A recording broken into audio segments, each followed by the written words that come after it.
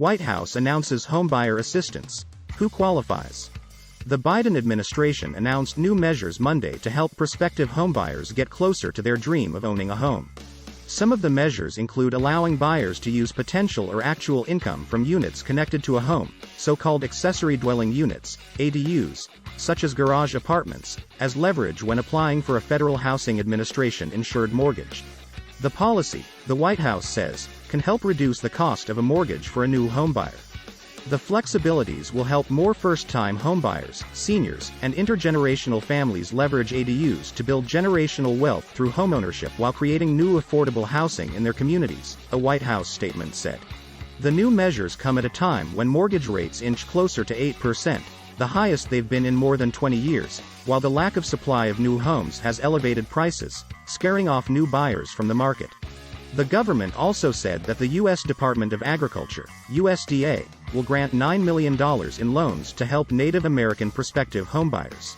The U.S. Department of Housing and Urban Development through the FHA could revamp a program aimed at people looking to buy or refinance mortgages for houses that need to be rehabilitated.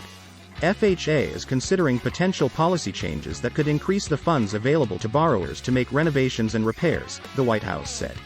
These and other program changes will increase the use of FHA-insured mortgages to finance renovations that will improve existing homes and restore them to viable use, adding to the supply of housing in communities across the country. Other measures announced Monday include efforts to help struggling homeowners on their mortgages, such as veterans, so they don't lose their houses.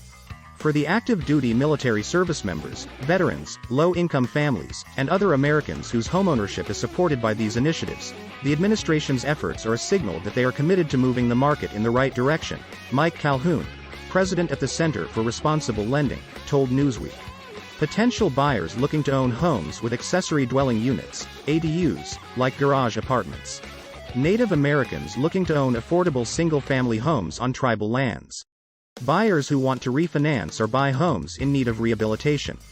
Borrowing costs have soared following the Federal Reserve's rate hikes, which began in March 2022 to fight off high inflation. With inflation still above the Fed's target of 2%, economists expect the high-rate environment to remain through next year, making the prospect of high mortgage rates a continued problem for prospective buyers. The rise in rates has also forced prospective sellers to pause their plans as they worry that rates on a new home will be higher than their current rates. The dynamic has stifled new for-sale housing inventory for a market that is already struggling to supply properties for prospective buyers. The Biden administration acknowledged on Monday that this reality has made it a challenging environment for home buyers, an ambition that is key to the social mobility of Americans. The White House urged Congress, which is paralyzed because the House has been without a speaker since October 3, to pass proposals that ease the burden on prospective buyers, a move that CRL's Calhoun said would add more heft.